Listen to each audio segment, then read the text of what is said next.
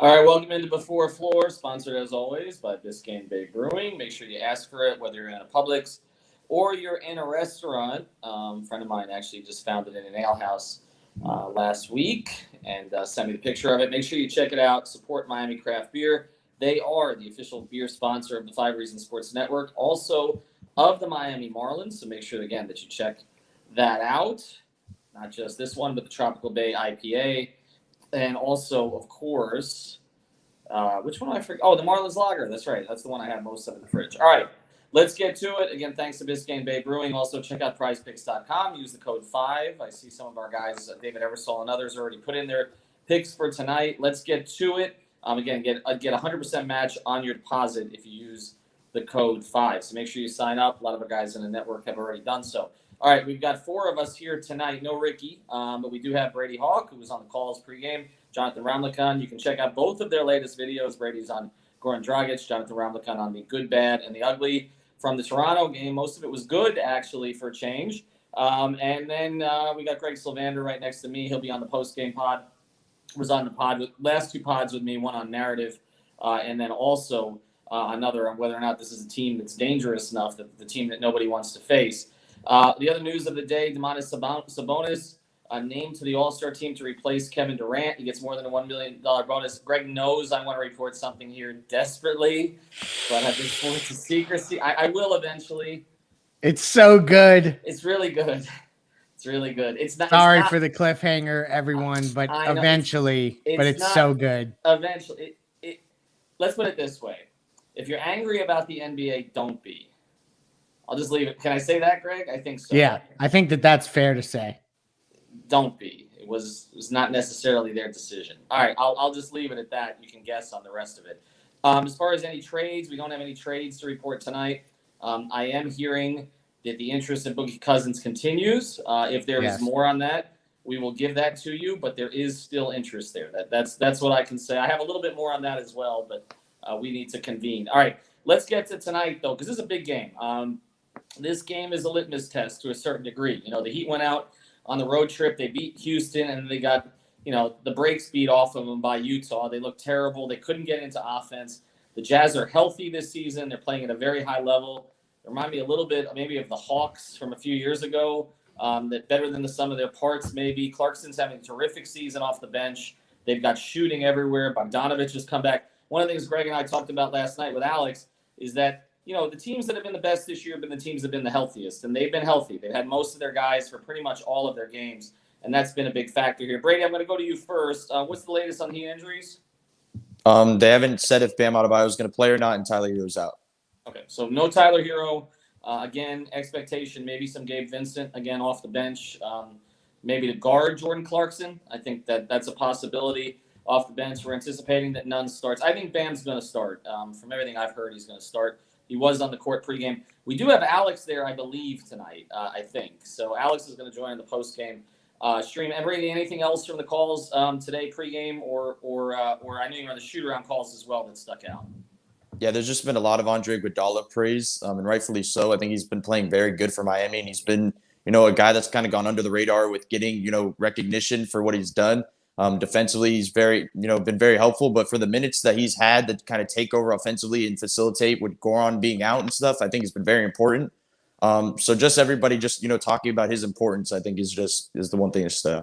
Man, I love to see, I don't mean to interrupt, but I love to see Brady's innocence there with Iguodala being available so often. It's because the Heat don't even have to listen to his interviews, and they know that everything's going to go smooth, so they keep sending Andre out there. That's true. That's not like Michael Beasley. When we used to interview Beasley or Whiteside in the locker room, you'd look around, there'd be like 4 PR guys, ready to No more, Michael. Don't say anything else. People are asking for a Bam update again. Expectation is he's going to play. He was working on the court. We don't have official word on that yet. Hero, again, is out, of course. Jonathan, you went through the good, the bad, and the ugly of the Toronto game. Again, there wasn't a whole lot of bad and ugly, but give me one thing, perhaps, that be corrected, maybe not from the Toronto game, but from the Utah game, the last one. Well, as far as the last Utah game, we just had a really bad start to the second half, and that, handicapped us going forward for the rest of the game. In the first half, although they were missing some shots, we were doing a little bit better defensively. We were a little more competitive. We were able to keep the game a little closer. And taking away from that Toronto game, we gave up 23s to the Raptors. And although they were making a little bit of bombs, we know that this Utah team is a team that's going to shoot a lot of threes. Everybody in that starting lineup outside of Gobert is going to shoot. So I feel like something that we need to do, from the last Utah game and even last game against the Raptors is just try to push the shooters out of their comfort zone, right? Make them take that one extra dribble, make them do that one extra thing that'll make them be out of comfort when they're shooting. Because if we're just running out to guys on late closeouts, this is going to be a long night for us where Utah hits a lot of threes tonight. Greg, who guards Donovan? Jimmy? That's a great question. Yeah, I think so. I think that this is the type of game.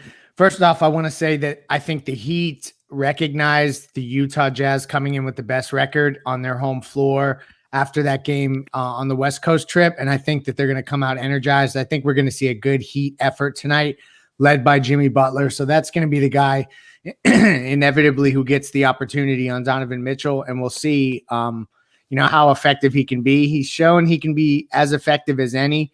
I think he's probably been one of the top 3 or 4 defensive players in the entire league. I saw some Ben Simmons stuff floating around my timeline earlier. Jimmy Butler is a better defender than Ben Simmons. And let's just state that for the record, whatever record we're keeping, and on to the next subject. All right. No doubt. I'm with you on that. I think Jimmy, it has their defensive turnaround, started when Jimmy came back. It just takes pressure off everybody else. But also Kendrick's going to have to defend tonight too. I mean, again, you can talk about getting out on the shooters. He's been much better in my view on closeouts lately. That obviously will need to continue. The thing with Utah, again, like that Atlanta team, like I mentioned, like some of those Spurs teams that we got familiar with, they hit you with a barrage because they got so many people who can pass and shoot, and they're running. I mean, Quinn Snyder's got them running a lot of motion offense. That's what I'm going to tell the news. The news I was going to tell you is not, thank you, Lynette. Yet Bam, we don't know yet on Bam, not for sure. But again, he's been working on the court. The news is not trade news. The news was something. It's a good anecdote that I heard related to the All-Star voting or the All-Star picks. Well, I'll just leave it at that. I'll tell it eventually. Trust me. I always tell everything eventually. All right, let's get to some other stuff related to tonight. You talk about defending them. Miami's offense, though, against Utah, that was really the big problem the last time. Like Jonathan mentioned, they played pretty good defense in the first half. They held Utah down, and then everything collapsed. Brady, give me a path tonight offensively. I think Bam's going to have to look Gobert's way. I think that was the issue in the first one, that he wasn't even looking at the basket when Gobert was defending him. So I think he just has to have confidence in himself to attack the basket, maybe not settle for so many jumpers when he's playing off of him, and just keep going at him and try to draw as many fouls as he can. Yeah, I mean, that's the thing. I mean, yeah. They have the one big paint defender. That's essentially it. You got to make him work, right? Bam seems to struggle against length. And when I say struggle, that's a relative topic, but it's just he doesn't look as comfortable getting to the things that we know and love Bam Adebayo to get to against length, like Rudy Gobert. And that's the extreme example, but even other players with length. So I'm interested to see him get that opportunity again tonight and see if he can take advantage of it a little differently than he did up in Utah. Marco Romo just posted a comment on here. Marco is still banned from Twitter, but not from YouTube yet. Not yet. So make sure you check out his latest video on the Jazz, because it's pretty good today. He's been doing those know your enemy. He's lurking in the shadows, that's for sure. And always welcome here on the post game as well. A question comes in: do you think we can win without Bam if he doesn't play? I think he's going to play, but let's go through this scenario. If he doesn't, what happens? Olynyk starts with Iggy at the 4, Harkless at the 4, maybe. What do we think? This sounds like no fun. Yeah, so we don't win. Yeah. A lot of Precious. That would be the upside to that. Is that I think we'd get to see a ton of him, maybe some KZ minutes, but I don't even want to go there. I'm just hoping that we get a clean bill of health for Bam to play tonight. I'm also hearing Hero maybe a couple more days. I think the way that Spoelstra spoke about him on the They're trip, being really careful. Very careful. Super careful. They don't want to take a chance with that. I would not be stunned if he doesn't play on this homestand, honestly, from what I've heard. Question comes in: any Boogie news? All I can say is the interest continues. I don't know, Greg, should I say the other thing I've heard? Yeah, might as well. I mean, it's not. I mean, in terms, the biggest thing I've heard is that with Boogie, ultimately, it may come down to playing time more than money. That's what I've heard. So again, this comes down to the Heat making an assurance to him about how much he's actually going to play. And, that was something they did with Mo Harkless, for better or worse. They told Mo Harkless he was going to be a big part of the rotation. I wouldn't call them liars because, they started in the game one, right? And it didn't really end up working out all that well. And no Harkless slander because Alana might be watching, so we apologize for that. That's an interesting question. Hero gets hurt a lot. Is he injury prone in your guys' view? I hate that term typically, but Winslow got that. No. Hot take Harry tweeted that, and I think his account is injury prone. So I'm gonna go no. He's not injury prone, not okay. Tyler Hero. All right, that's fair. Let's put some of this into context, okay? 15-17 on the season. We see what's happening with the Celtics right now. You could potentially move into the 4 seed tonight by beating Utah. They're going to be hard to ignore after that, right, Jonathan? Like if that happens tonight? Yeah, we answer all the questions that everybody was saying that this was a bubble run or it was a fluke run. This team has the most starting lineup changes than any other team in the league, and it's not even close. And the lack of continuity, the lack of having Goran coming in off the bench and putting so much on Jimmy, putting so much on Bam, and not giving them any break, we have to stagger both of them. It just made it hard for this team to get wins. And then we also missed Jimmy for a chunk of time. So we're finally to be able to catch a groove. And if we win against Utah and we get the 4 seed, then nobody can ignore that the bubble run last year wasn't a fluke. It was just this year, all the injuries we had is really the real fluke. Avery Bradley's out at least another 3 weeks.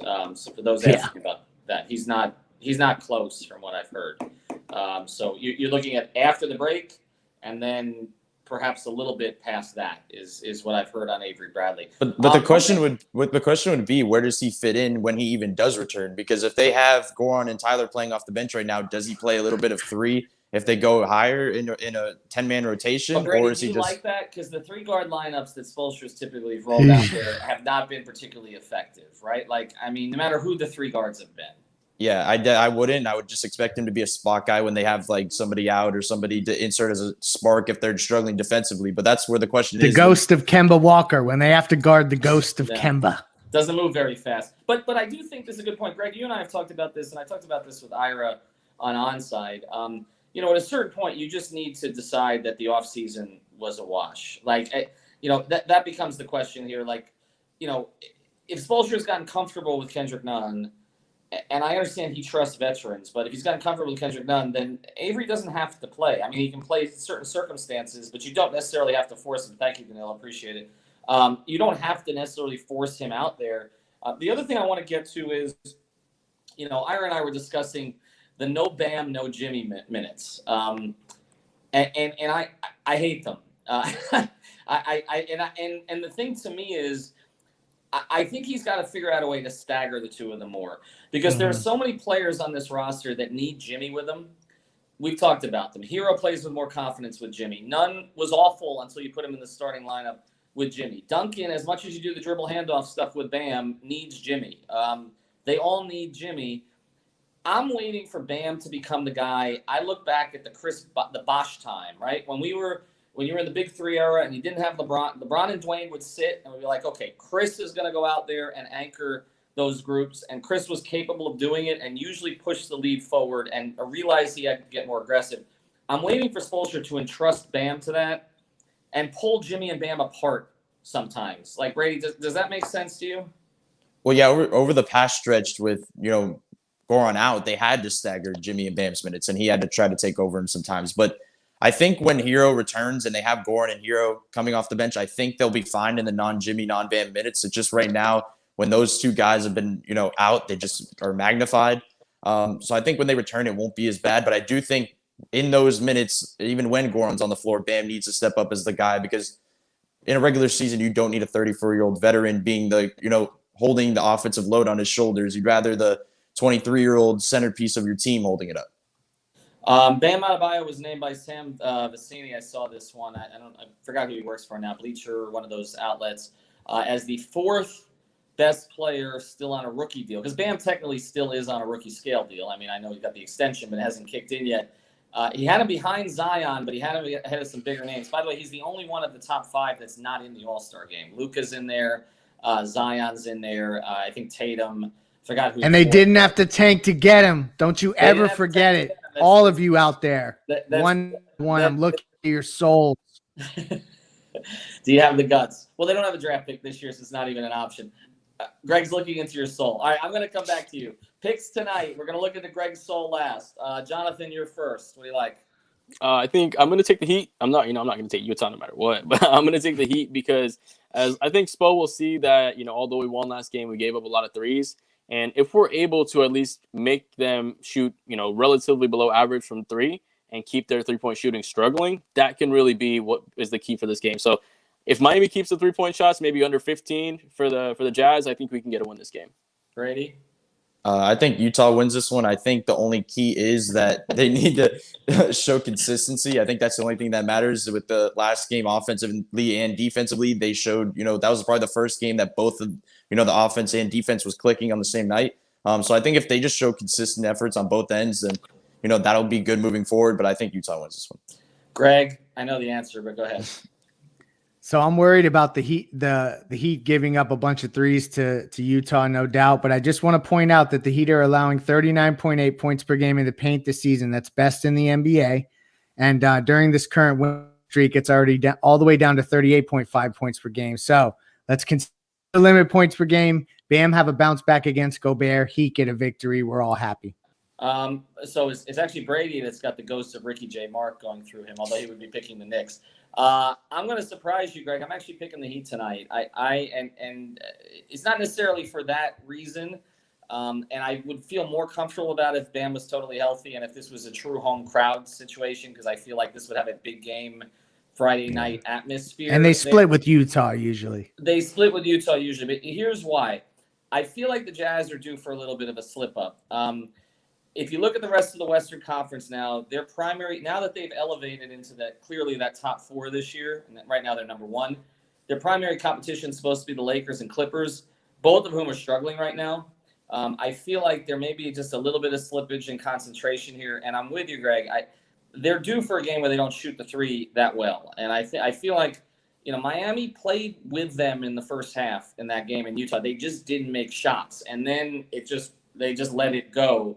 I feel like Miami can get off to a better start shooting tonight and hang in there with Utah and then grind the game out late, Jimmy at the line. So I'm going to go with the Heat tonight, which, as you know, I don't always do. But I think they get a win tonight, which means go to my bookie, bet big on the Jazz, use the code 5.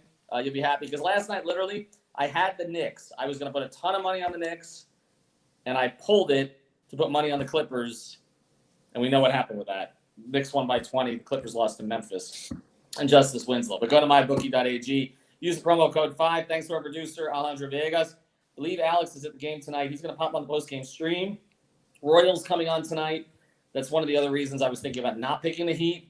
But we'll say maybe that they get away with that would have probably been a good reason. All right, check out Brady's video. Check out Jonathan's video. We'll get Greg to do a guts check eventually. And check out Marco's preview on the Jazz. Coach, we'll get started once we get some hands raised. What's that? Well, there you go. Eric Spoelstra. Have a good night. Impact winning and doing it as a two-way player, and his versatility really helps, with this group, but his veteran savviness and I think his leadership communication skills are exceptional. He has a way of relating to different guys and personalities in different ways. I think it's really unique. I don't even think you can teach what he does. He's been in a lot of different locker rooms, teams over the course of his career. These experiences have helped.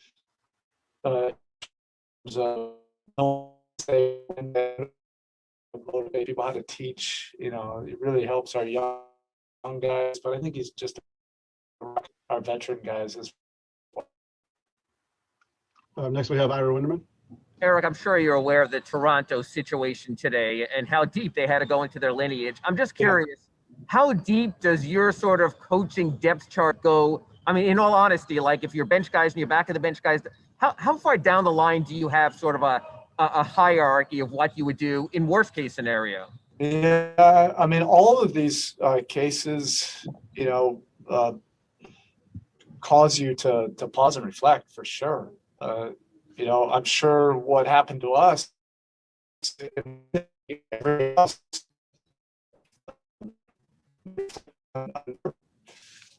behavioral calls and how locker rooms are set up on the road, things in control.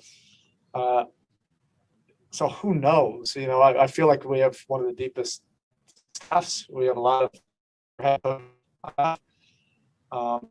but if you that hypothetical, you took away all of our bench coaches and all of the behind the bench coaches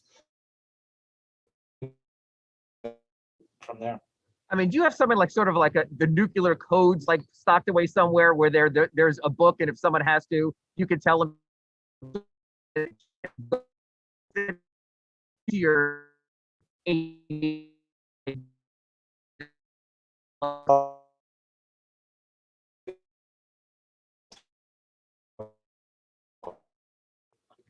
could definitely run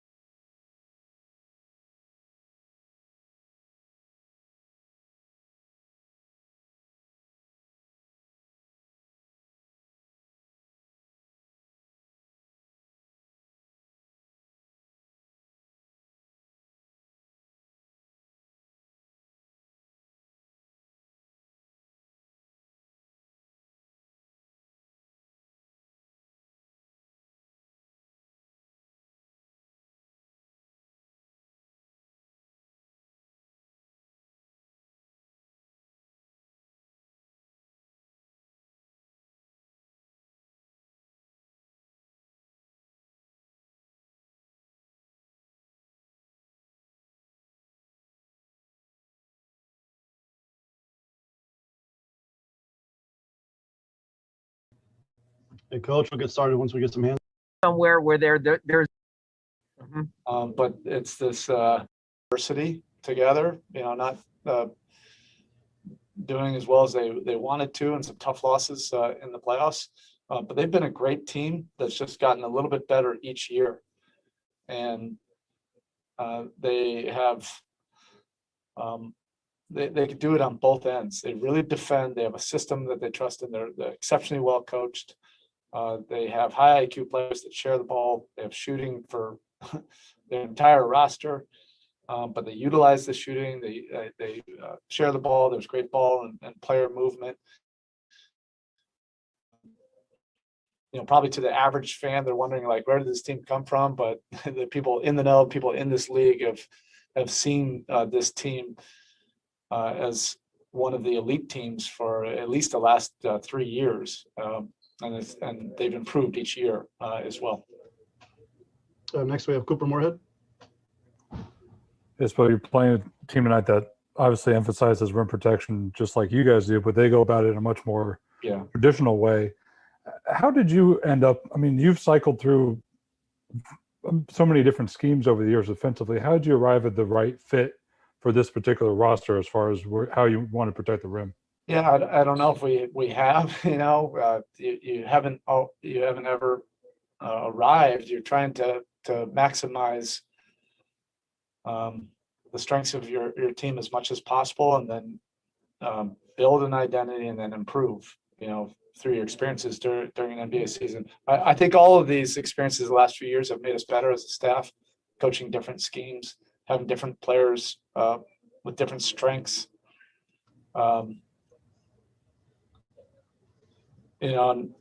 With this group, we've tried to just have something that the guys can feel comfortable, confident in, are able to communicate it. They know who we are, what we do, and then let's just hammer this home. Let's build these habits night in, night out. We're not there by any means.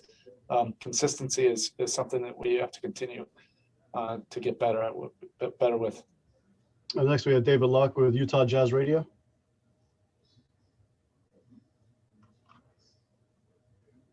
Go ahead, David. Should be able to mute yourself. There you go. Sorry.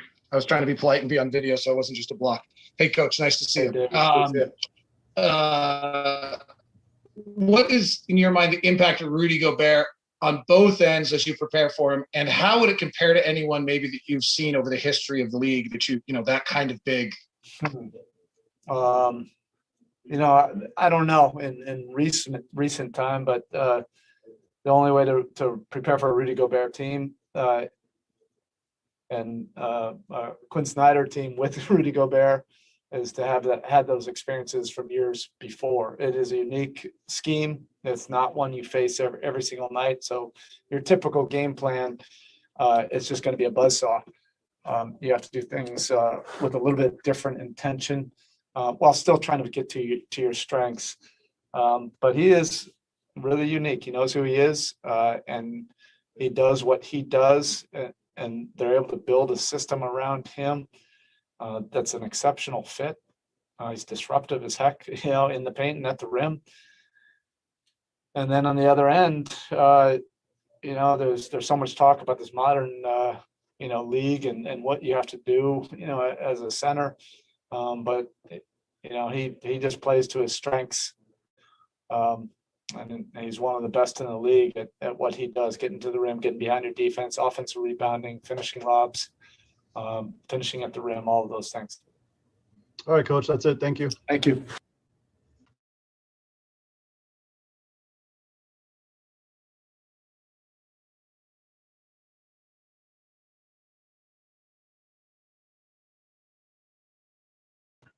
Hey, Duncan. Lately, cuts to the basket have been kind of a bigger part of your offensive package. With teams top blocking you more and just be more physical with you, how much of a focus has that been as a counter to the way teams are playing you this season? It definitely helps. Just kind of relief baskets, give the defense something to think about. It's been an emphasis. We tried to get to it. We always try to get to it, but particularly now with how teams are playing me, it's something that we can get to just to kind of mix it up, give them a different look. And I know we asked you this a few weeks, but have you given it any more consideration as far as what you do if you are invited to the 3-point contest?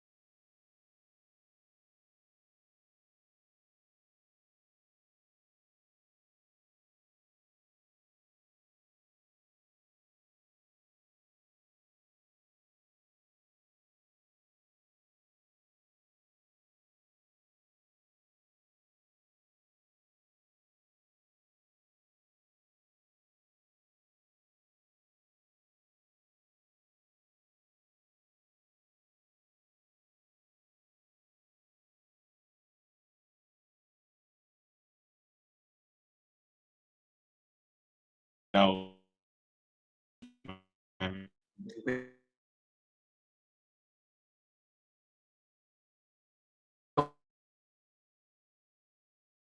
Comment. He said, when I was a rookie, I wasn't allowed to read. One, are you still in that don't reach phase when? And what's it like, sort of deciding when it's safe to try to swipe on the ball? And might you sort of take cues from Andre on that? Thank you. I'm in the don't reach camp for sure. Andre has an incredible ability to do that. It's honestly unlike anything I've ever seen. He's the best I've ever seen, and yeah, I can try to emulate that, but the reality is that's just like a ability. You know, it's not something that you can just like pick up. So for now, I'm in the don't reach camp. If I can get a couple deflections here and there in different areas, you know, where I'm not jeopardizing our team or position like or cheap fouls, and I'll try to do that. But I'll leave and Appreciate it. Thank you. Very good. How are you? Awesome, man. Real quick, what would a win? Obviously, every game's important, every win's important. But with Utah playing so well right now, winners of 9 of their last 10, what would a win like this, with this team playing so well as well, the Miami Heat per se, mean for this squad going forward? You know, like you said, they're playing really well right now. You know, they've given a bunch of teams problems. So, you know, I think it would just kind of solidify, you know, the trend that we're on, that we're headed in the right direction. You know, you try not to get caught up in one game any more than the other, but the reality is it would be great to get this one. We're treating it, you know, like we treat every game, though, you know, showing up and preparing and doing all the right things to get ready. So, you know, we're going to go out and compete and do everything we can to try to get it. Thank you. Yeah. Next, we have Eric Walden with the Salt Lake Tribune. Hey, Duncan. So yeah, I cover the Utah Jazz out here in Utah, and 2 questions for you. One, I saw George Niang on your podcast the other day, and was just wondering. Obviously, it seems like you guys have like kind of a long-term history and kind of a rapport. Just wondering if you had if you had a crazy George Niang story that you could tell me first off. I probably do, but I don't know. I mean, we go back. You know, we grew up in the same area.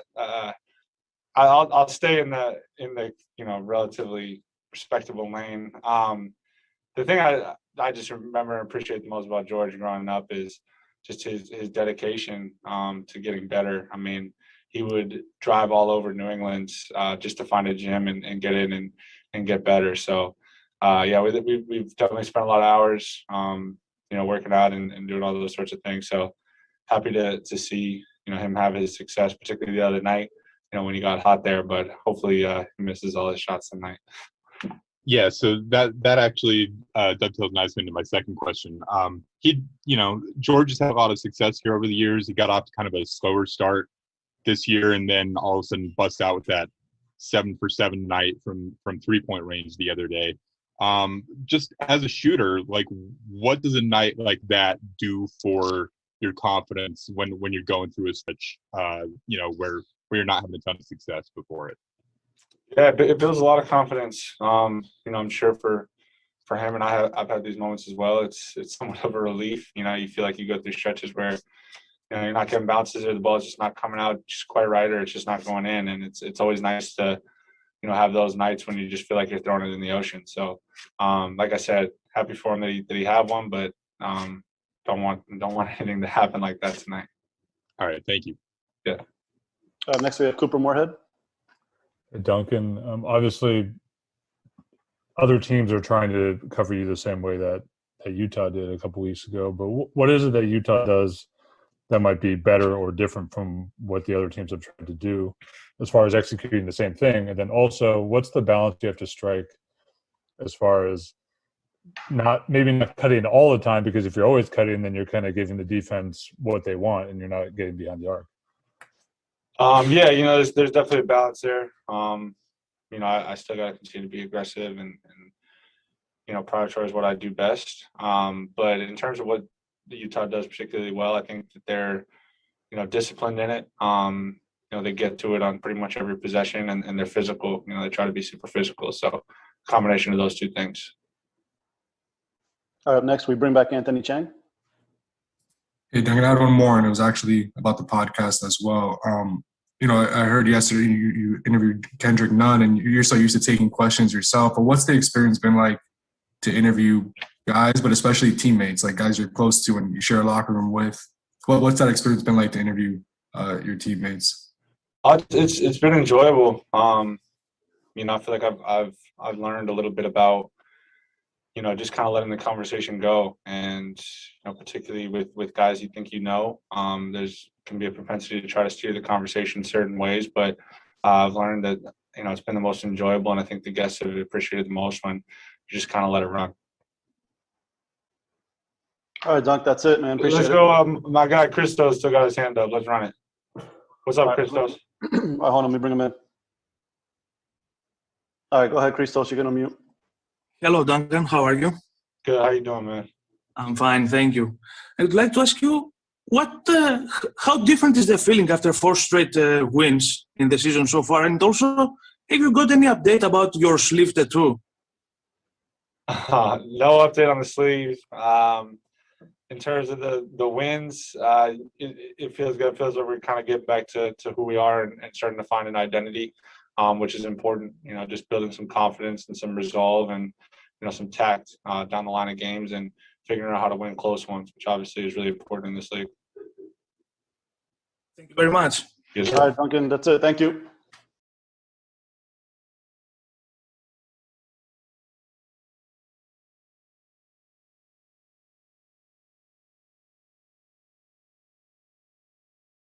Is there sort of either an internal body clock or just a look at the calendar that lets an NBA player know that it's go time? It sort of seems that way with your team right now. Usually February is when we have the All-Star break, we have the trading deadline, when you joined the Heat last year. Is there sort of an internal clock that maybe makes these games feel a little bit more important just because you know how close you're getting to something even more important? Man, I mean, we got some young guys too. They're just so excited. They don't have a clue yet. But in terms of like, seeding and where we're at and just trying to get things right, and we've had so many lineups this year. Just trying to get some continuity, consistency with just guys getting on the floor together at the same time and building a base with how we're going to move forward and getting closer to that. I think that's helping us.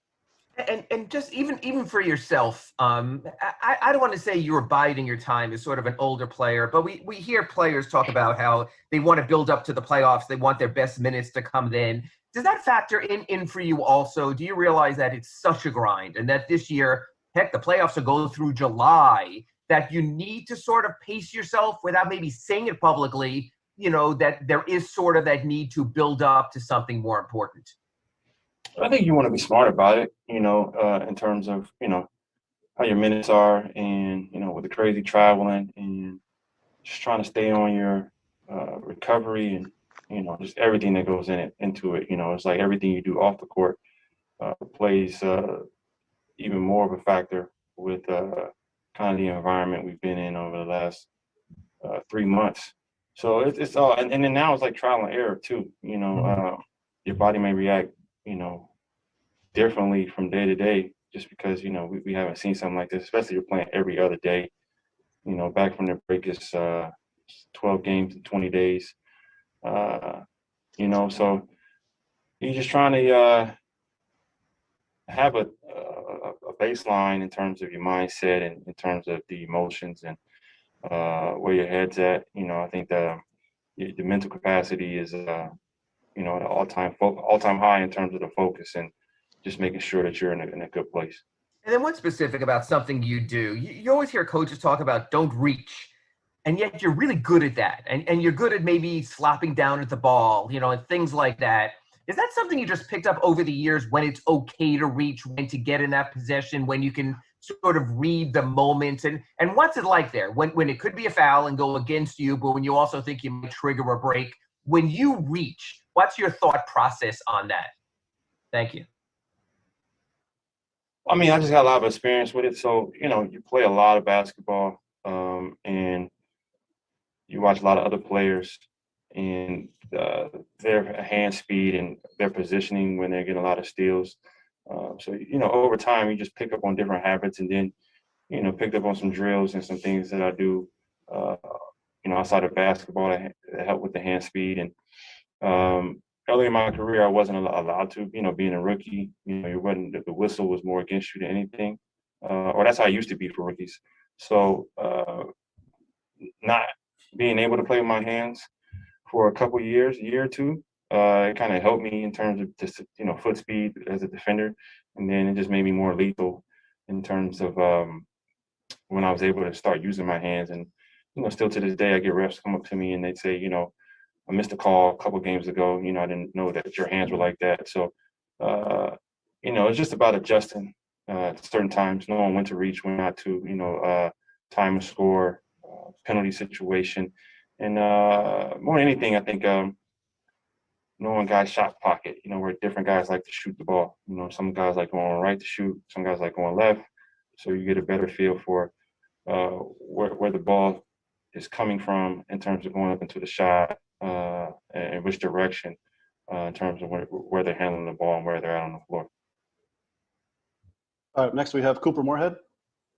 Hey, Andre, you're going up against a team tonight that their style of rim protection is fairly traditional, relatively speaking, with a big shot blocker in Rudy who drops back a lot. But your team protects the rim a little bit more non-traditional. You guys play smaller sometimes. You don't always have your big at the rim, because Bam is down on the perimeter. I was wondering if you could speak to what are the team's guiding principles, or is how you're focusing on protecting the rim, protecting the paint. I mean, it's total effort. You're working on a chain. Defensive principles for guards. In terms of switching out, switching up. Not being. Being into the ball is a big part of that, and it really comes down to a lot of basics and body position. No middle drive stance, but at the same time, a lot of teams have gotten really good at driving baseline and that cutter coming from the slot, and it's almost like a 2-on-1 with the slot driver. The slot guy diving down, he has a layup or corner three. He's kind of like pick your poison. So little nuances in there you try to pick up on in terms of how do you bring another guy into the play without taking himself out of position with, where's the vulnerability on the offensive team when they drive baseline. It's really hard to get that pass back up to the top of the key. So it's all about communication, and at the same time, trying to keep that ball in front of you. And straight line drives are, pretty much the death to a defense.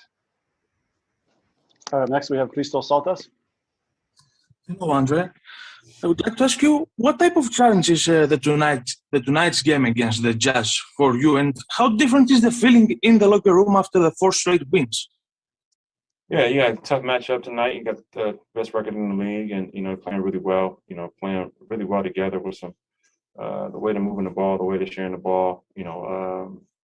They're playing with a lot of confidence, and they're instilling a lot of confidence amongst each other. And the Coach Snyder is coaching the hell out of that team.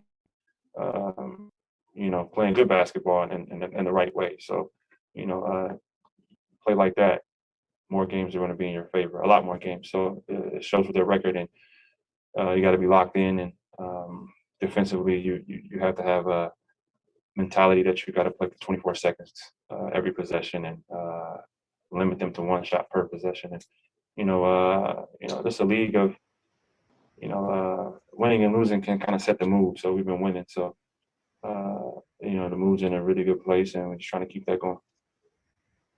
All right, Dre, that's it. Thank you.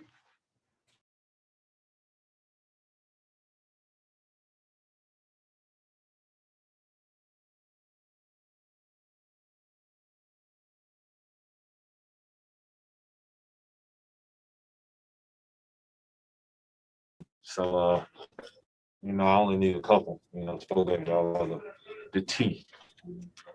All right, we'll get started with Ira Wenderman. Yeah, pick Ira first. I'll pick 10.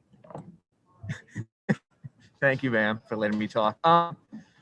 How much did last night's all-star snub sort of impact you today emotionally and the way you played? And I guess the same thing also with Jimmy. I mean, you guys up even more. We'll do a job.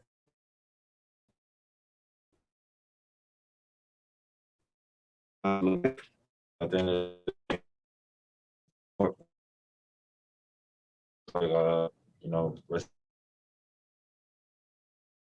just just move through life with a smile and just enjoy it. So, it's great to get this win. All stars behind us. And just going to keep worrying about stacking up these W's.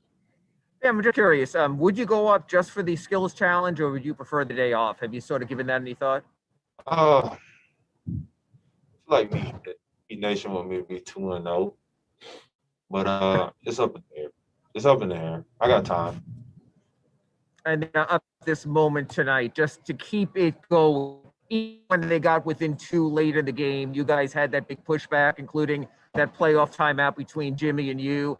How encouraging is it that sort of ever since Golden State, you guys now, when teams have pushed, you push back even stronger? Thank you. We're getting in the flow. We're getting the locker room brother feel again. And like Coach said, man, the road trip was good for us. We got better. And as you can see, we actually did get better on that road trip. So we're just out there having fun. Thank you. Thank you. Next, we have Tim Reynolds.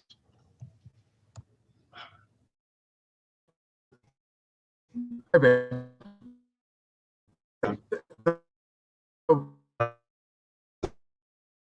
You just said that you feel like the locker room's you feel like you're getting back to yourselves. Was it just time, or was there something that had to be said or had to happen before you could get back or start getting back to that place? Got our ass kicked enough. I feel like that was the part of it.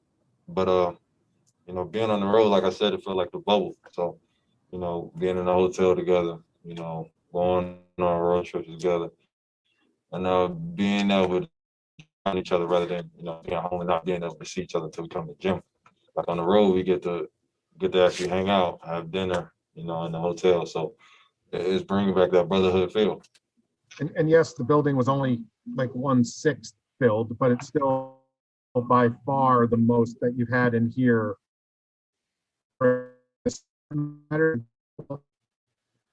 man, it's good to hear. We had Heat Nation at first. It was kind of weird, kind of lonely. But slowly we're gonna start getting Heat Nation back in. Thank you, man. Next, we have Cooper Moorhead.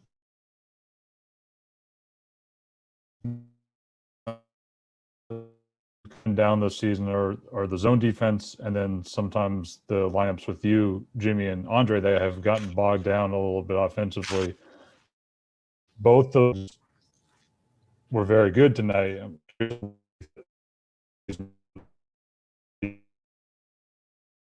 Well,